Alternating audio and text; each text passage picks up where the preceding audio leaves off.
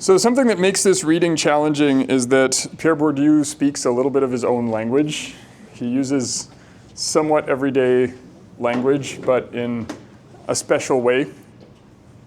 Yes, come on in, come on in. So among our learning objectives here will be to be able to use the pieces of that language. So we're aiming to be able to, across this class and the next one this week, we want to be able to converse using important Bourdieusian concepts and using these concepts in relation to each other. Weirdest word here is probably habitus. It's almost like habits, closely related to the idea of habits, but just be aware this is a new word. Cultural capital, you've probably heard before. Symbolic capital, distinction, recognition, and legitimation. So these are words that come up many times throughout this reading, and they have special relationships with each other. We will work with Bourdieu's definition of aristocrat. So you'll see here something that social sciences often do is take a word that already exists in everyday life, then give it a slightly more specific definition in terms of something that happens in the world. And then when the scientist uses that word, they're evoking a whole dynamic around the word. So we should be able to talk about what aristocrats do and do not do, according to Bourdieu. We should describe the dynamics that lead to the irony of the self-exploiting aristocrat. So normally you think of aristocrats probably as people who have lots of money and do whatever they want and they exploit everybody else. However, Bourdieu notes that in certain situations, aristocrats exploit themselves. So they behave in ways that don't make sense economically. And if you are rich, this can serve as sort of a warning for you, because Bourdieu has some life advice about if you come from a rich family, things that your parents are probably not good at, ways in which you might need to break from your parents' habits and strategies in order to best survive in the world. And finally, we will compare Bourdieu's critique of taste with common sense and commonly accepted philosophical logics. So there is obviously a realm of aesthetics in philosophy. There are philosophers who specialize in judging works of art and in devising methods for judging works of art. And Bourdieu, the sociologist, puts himself against many of those philosophers in a variety of ways. Something that you might be able to compare between this class and if you've taken some philosophy classes is that Bourdieu is aligned with a philosopher named Nelson Goodman, who was a nominalist philosopher. So did not believe in fundamental essences that underlie the words that we use. Instead, words have their own power to create categories in the world, but those categories are equally ephemeral. They go away as words change. And Bourdieu certainly believes this. He certainly believes that recognition and using words for things is sort of a self-fulfilling prophecy. It's not so much a description of the world as a way of carving up the world through what he calls principles of division. Okay, so this is not labeled as such, but this is a method section. In the beginning of The Aristocracy of Culture, Bourdieu writes this paragraph. He likes to write in big paragraphs, but writes this paragraph that describes the method that he and his research assistants used to gather the data for the research project that became this book called Distinction. And Bourdieu says, the analyses presented in this book are based on a survey by questionnaire carried out in 1963 and 1967 to 68 on a sample of 1,217 people. Appendix 1 gives full information. The survey sought to determine how the cultivated disposition and cultural competence that are revealed in the nature of the cultural goods consumed and in the way they are consumed vary according to the category of agents and the area to which they applied, from the most legitimate areas, such as painting or music, to the most personal ones, such as clothing, furniture, or cookery. And within the legitimate domains, according to the markers, academic and non-academic, in which they may be placed, so in which these artworks can be categorized. They're measuring consumers' preferences, measuring the preferences of consumers, and comparing those consumer preferences to the class background of the consumers. The hypothesis is that something about someone's social class, how many resources, how much money and things that can be exchanged like money someone's parents and family had, something about that will predict the person's tastes going forward. So they talk about social origin, which is measured by, they say, father's occupation in this place. This is sexist, but it gives them a convenient indicator for social class in this situation. If you were doing this study today, you would certainly want to know about mother's and father's occupation, but this is France in the 1960s, so they only ask about the father's occupation.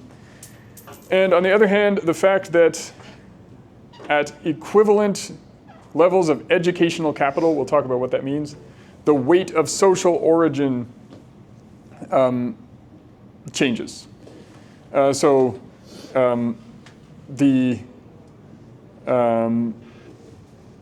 When we have situations where people of the same social class diverge in their preferences in artworks, we need other ways of explaining why their preferences diverged.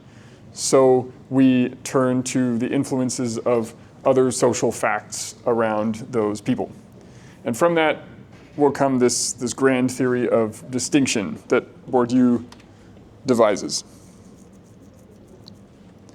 So here are Bourdieu's results for the different songs we just listened to. It's difficult to see from afar here because the chart has many words in it, but basically I will say, just so that everybody understands what's happening here, this is the chart for the well-tempered clavier, and from top to bottom are the levels of social class within French society. It's sort of like the castes of French society here, where for the well-tempered clavier, so the piece of music by Johann Sebastian Bach, piece of keyboard music, manual workers, people who build things, maintain cars and things like that, manual workers did not like the well-tempered clavier. They did not prefer Bach. In contrast, down here, professors and artists loved Bach. They had a much greater likelihood of preference for that work. Down here, we have the Blue Danube, the waltz. Manual workers liked this. So in French society in the 1960s, your average car mechanic was much more likely to enjoy the beautiful Blue Danube, that waltz, than the well-tempered clavier. You ask a mechanic what type of music they want to put on.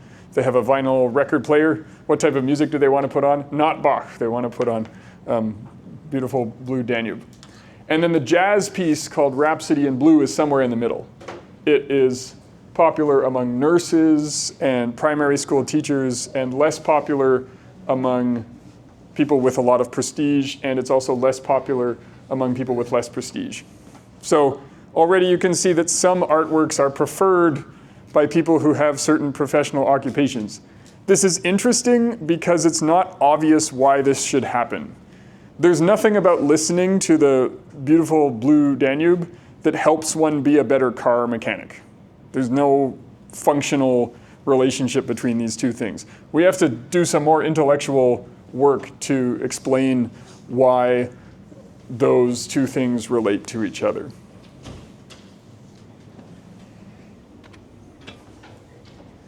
So firstly, we should talk about the title of the book. this is a social dynamic that Bourdieu calls distinction.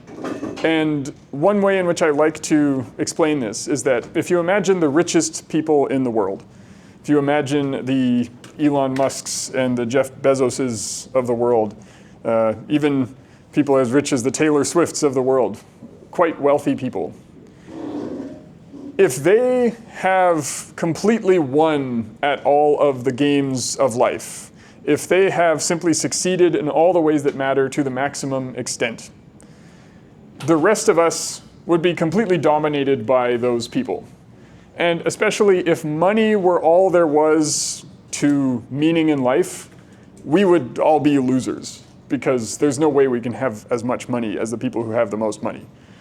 Right, we've just lost, it's game over, there's no meaning in life, other people have way more money than us.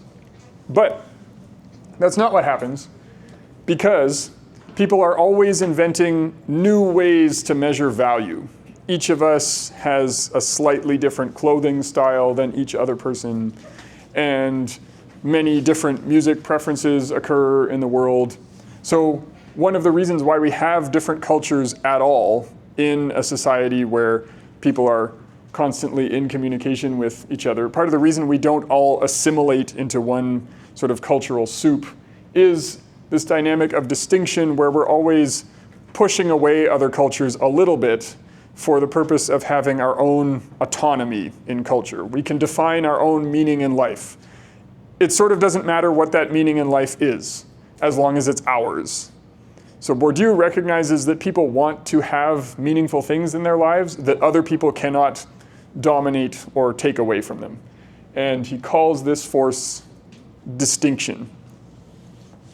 This practice of distinction motivates some funny behaviors.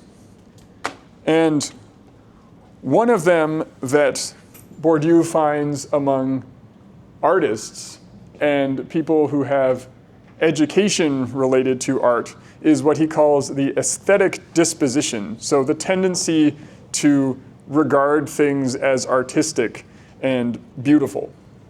So he embarks on this survey where he gives people images to think about, and asks those people, is this image beautiful or ugly? Is this image beautiful or ugly? It's sort of a more sophisticated version of the Tinder logic of swipe left or right. But the images being judged here are not things that are obviously artworks. So people are not judging the photographs of human faces or something like that for the most part. Instead, they're judging situations. So we have people making a judgment about the idea of First Communion. So Christian sacrament, Christian religious sacrament, First Communion. They judge a folk dance. Is it ugly or beautiful? They judge the bark of a tree. Is the bark of a tree ugly or beautiful? It's a weird question. We don't necessarily think of this in this way all the time, but they're asked to do this for the survey, the 1,200 people who did this survey.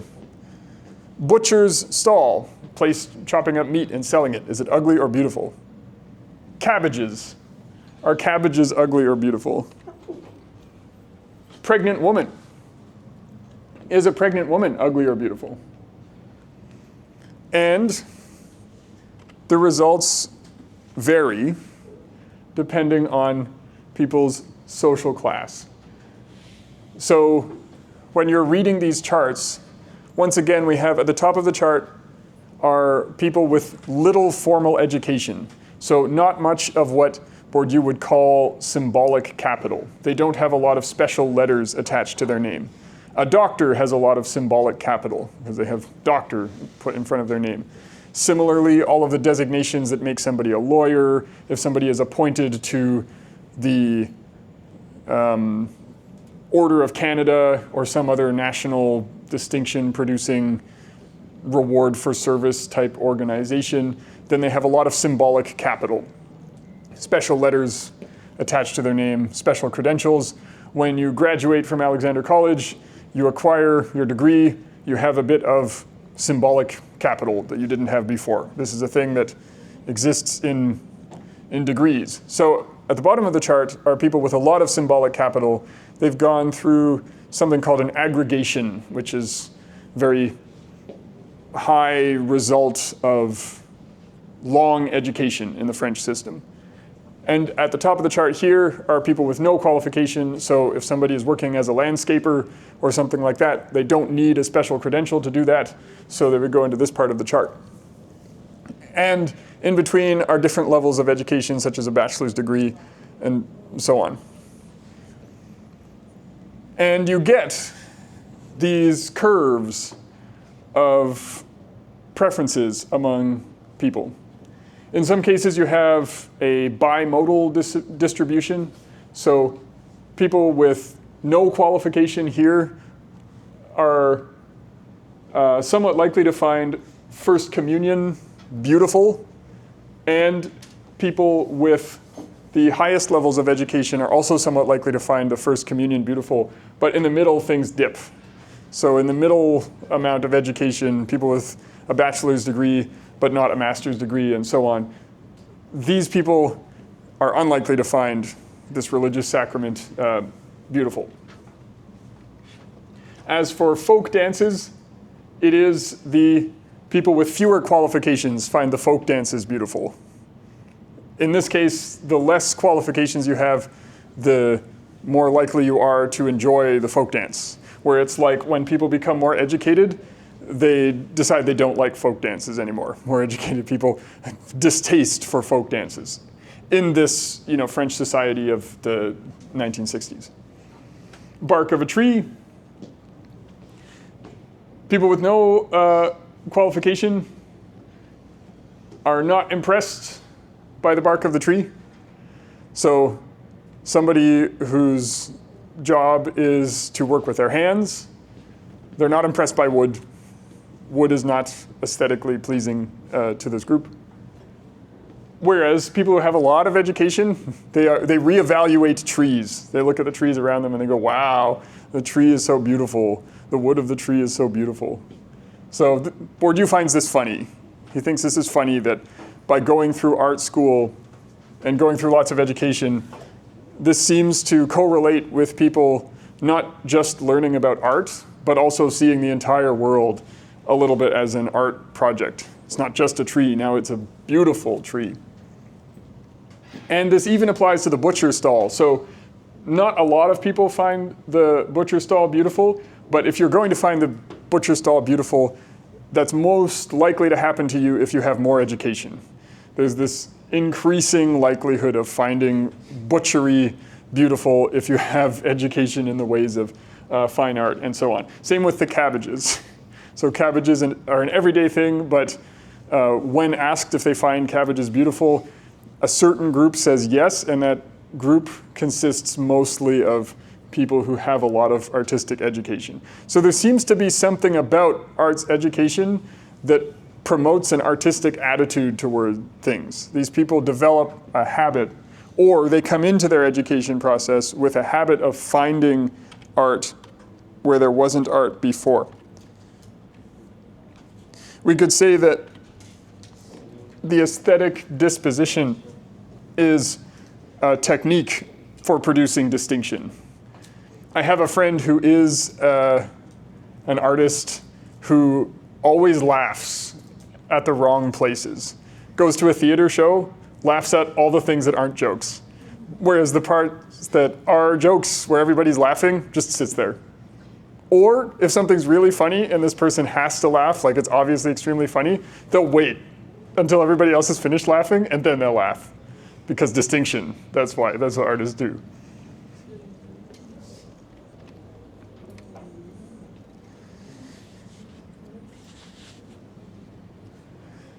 So here, the group creates additional subdivisions of classes and starts to map the things that each of those classes find beautiful. So for each class faction, you have a hierarchy of things that are found beautiful. So for executives, You would have things like sunsets, landscapes, and folk dances. For technicians, everybody pretty much loves the sunset, but you have these other categories start to increase. So the image of a woman breastfeeding is actually, in this case, more likely to impress the technician than the clerk. And among primary school teachers, they like the image of the woman breastfeeding, and they are not impressed by a number of the things that impress other groups. Nobody likes the car crash, by the way. That ends up serving as this kind of thing that everybody finds grotesque. What the team is trying to do here is draw some shapes through these classes, grouping things together as aesthetic categories. Anyway, this one's a bit more complicated. So at the core of Bourdieu's idea of distinction and of capital is this process by which we learn to recognize things that have value. So recognition is both the thing that creates value, and it is the act of identifying something that already has value. So there's a skill to recognizing things that are already valuable, but also by recognizing those things as value, one reinforces their value. So if something has no recognition at all, it has no value. Instead, value becomes this thing that we create dynamically almost by voting on it. These are some abstract art pieces that Bourdieu cites. How many people like this type of art? Do we like this type of art? Do we have the requisite aesthetic sensibilities to like this type of art? This one's called Broadway Boogie Woogie. Yeah, why is it called Broadway Boogie Woogie? And this one's just called Painting Number 1. So these abstract pieces of art are art pieces that for many of us, depending on our cultural background, we are unlikely to appreciate without some sort of education in appreciating these things.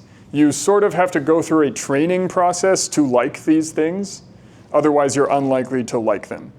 And for Bourdieu, there are a few different ways that you can go through that training process.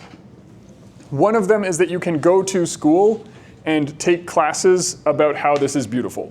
You can just take a number of classes that will teach you that this is good and beautiful, and you'll learn logics for why, what this artist is doing, what their intentions might be, what the social context might be, or whatever. You'll go through some classes that convince you that this is beautiful until you start to become parts of conversations where people appreciate things like this. But the other thing that can happen is that your parents maybe liked this type of artwork, maybe because they went through those classes already or something like that. So if you grew up with this artwork, you might already like it. If you get a degree in appreciating this sort of thing, then we're talking about symbolic capital in the degree, and the competence with which you discuss these things and recognize them as valuable, and with which you might compare this to other similar valuable things without necessarily having a degree in doing that, would be what's called cultural capital. So your skill at playing certain games in life, whether those games are useful or not, is sort of immaterial. But your skill at playing certain games is what's called cultural and especially embodied capital. So you might be able to enjoy this sort of thing even if you don't have a degree related to those sorts of things. But then what Bourdieu points out is if you already kind of get or understand this type of art, you're also more likely to go through the degree system that certifies your understanding and makes it legitimate. So if at some point you're going to become an art professor, it's quite likely that you grew up with something that's a little bit like this artwork already. There's already the beginning of some sort of competence with this type of artwork, competence, and then that becomes intensified and certified through an educational process later. Here's another example of our art that requires acquisition training processes to appreciate. Do we like this artwork? It's a little bit difficult to like these artworks because they're black and white scans in the book, but they don't seem to impress us too much today. This one's called Dynamic Hieroglyphic of the Bal Tabarin. You can think about whether it's actually a dynamic hieroglyphic. Okay. So in addition to measuring whether people like things, you can also measure whether they recognize them at all. So you can test somebody's competence with certain categories by showing them things and asking who created this or what's the history of this. You can test whether they already have some memory of what this thing is. And in this case, this part of the survey involved people listening to pieces of music and then saying whether they could name the composer of those pieces of music. So to get this part of the survey right, if you heard the Bach Well-Tempered Clavier, you would need to say this is a piece of music by Bach. Some statistics emerge. So people who have no certifications, no education, no certificates, tend not to know who composed what artworks. They score more lowly on the survey. They identify 0 to 2 of the composers, and they identify fewer of the artworks also. People with an aggregation, people with a lot of education, are more likely to know 12 plus of the composers. I believe there were 16 works, 16 composers, so that the maximum score that you could get here would be 16 out of 16. Now, people are just volunteering their time. There's no reward for getting that score, but it seems to be from this study that people with a lot of education are more likely to know more composers, even if that education is not specifically in fine arts or something like that. But knowledge of certain types of artworks is serving a purpose here. You can imagine knowing certain types of artworks and other cultural things then allows members of an upper class to signal their knowledge to each other. You're probably familiar with this dynamic from other parts of life also, like do you recognize the types of clothing that people are wearing? Nowadays, if you watch people out and about on the street wearing their winter jackets in the winter, many different brands of winter jacket look quite similar to each other, but some are much more expensive than the others.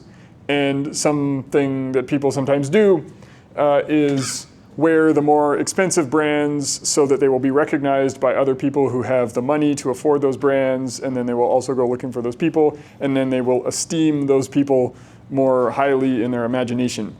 I'm not saying this is good, but this is a game that having an aristocratic sort of class allows. So in this case, artwork starts to function as a sort of currency. Do you recognize this artwork? Do I recognize this artwork? It also turns certain kinds of activities, like if you go on a date to an art museum, the art museum becomes this sort of game of people testing each other. Do you appreciate this artwork? Are you able to appreciate this artwork? Do you have the requisite aesthetic disposition to enjoy the strange things that are in this museum? And then people can kind of judge how compatible they are sometimes based on what artworks they appreciate and don't appreciate in the museum context. This is part of a process of cultural selection and division that people use artworks within. All right, so now we get to one of Bourdieu's central ironies. So he's quite an ironic thinker, and the irony in Bourdieu often centers on misrecognition and the ways in which we are a little bit stupid. So people are stupid in many contexts, but for Bourdieu, that stupidity is structural and important in holding societies together. With that said, Bourdieu is forever trying to not be a stupid person, so that also means that he is forever causing damage to the society around him because he's always asking too many questions. And you can decide what relationship you want to have here also. I know that in many workplaces, and you probably know this too, there are questions that one shouldn't ask, right? There are experiments one shouldn't do, questions one shouldn't ask, things that one shouldn't think too much about, otherwise one falls out of the culture of the workplace, or causes anxiety to one's bosses and things like that. So that is a classic Bourdieusian dynamic here. I won't read this entire passage, but something that Bourdieu does in this reading that is a little bit ironic is that he uses artworks from French culture and quotes them within the book. So this is a piece of play by the French playwright Molière, super famous playwright, sort of like the Shakespeare of French society and something that many, many people learn in school. And Molière, in this scene, shows two people arguing about whether the upper class has good taste or not. And the argument reveals this taste as somewhat arbitrary. The answer that they arrive at is sort of the upper class, the people in the royal court, both have good taste and they don't have good taste. The criteria for judging that simply depend on whether you are part of the culture whose job it is to say that it is good taste. It is an arbitrary process. All right. However, actually spend a little more time on this. With that said, the philosophical attitude of aesthetics, this aesthetic disposition, has built into it a commitment to the idea that some things are beautiful. So the cycle of recognition and misrecognition for Bourdieu is something like this. You are brought up in a social class, you grow up in a social class, and you pursue an education with the goal of increasing your capital in the world, whether that is money or prestige or something else that you want. And through that process, you learn that you need to appreciate certain things to fit in with certain people, to have social capital, to have symbolic capital. And as part of that appreciation, you attach meanings to those things as though they are intrinsically good. And the most important meaning that you attach to things that are intrinsically good is that they are beautiful or in good taste. That is in good taste. So, wow, that item of clothing is so impressive. There's no fundamental reason, usually, why it is impressive. I mean, yes, people have their own logics for these things. The colors match well. The item of clothing keeps us warm in the winter or things like that. But for Bourdieu, he argues that all of those specific qualities of the thing are superficial. And instead, what we are really doing is reinforcing our appreciation for things that our class of people in the world appreciates. This means you can ask about the double meaning of anything that is appreciated in the world. You can ask on one level about its function and the common sense explanations people give for why something is good, but beneath the common sense explanations, you can ask, who is it sorting to be together and not together? And that is, that non-common sense explanation is what Bourdieu interprets himself to be providing to this, to the situation. All right, so this isn't just true for artworks, it's also true for the purchasing of other items, including furniture. So the most distinctive item here is an appreciation for antiques. So people who have been to art school and who have been to high educational contexts have this appreciation for antique things. Antique things that might be more likely to break and to not serve other functions, but that are associated with this aesthetic logic, and also become a method of what we can think of as conspicuous consumption. Okay.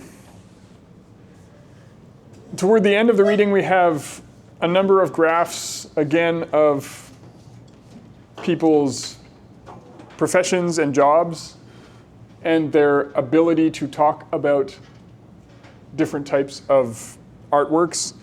And this is what Bourdieu calls cultural capital with respect to art.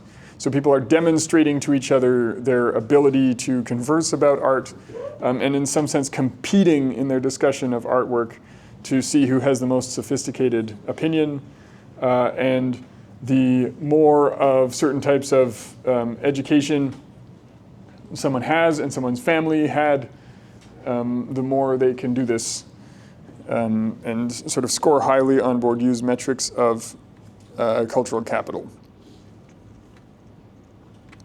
Okay, now something I didn't do, and something Bourdieu's figures don't do, is discuss finally this phenomenon of what an aristocrat actually is. So I'll do that before I turn the camera off, and then I'll see what I have from the recording to sort of upload as a reminder here.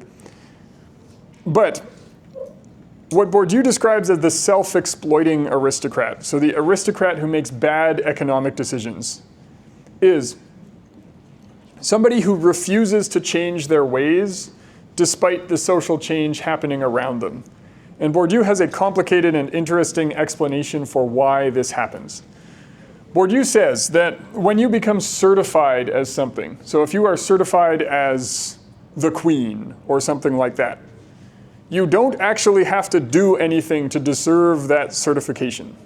Somebody who is certified as the queen, the king, the emperor, whatever it is, if we think of the highest certification that someone could have, they don't have to do anything to earn that certification. They are just their title.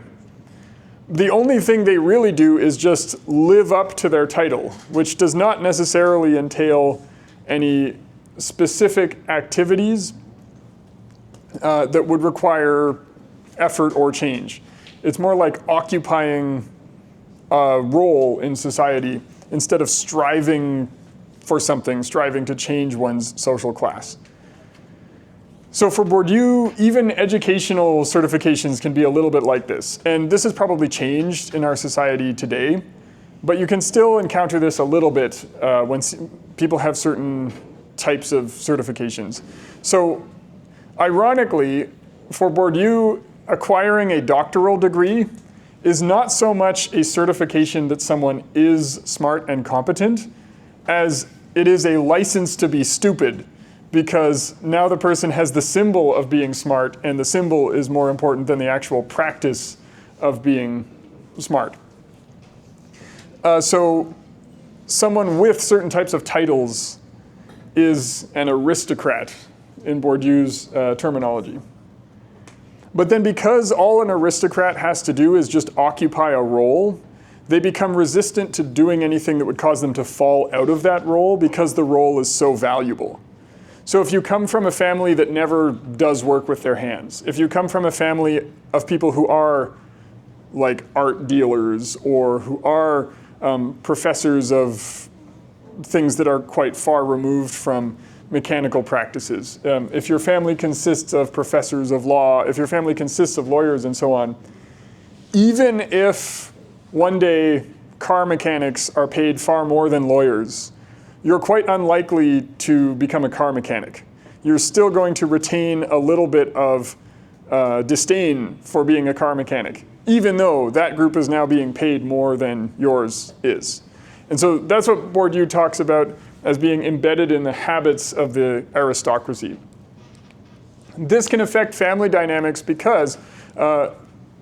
when you're thinking about how to gain things in the world, whether it's wealth, competence, or whatever, your opinions about how to do that are likely to differ at least a little bit from those of your parents.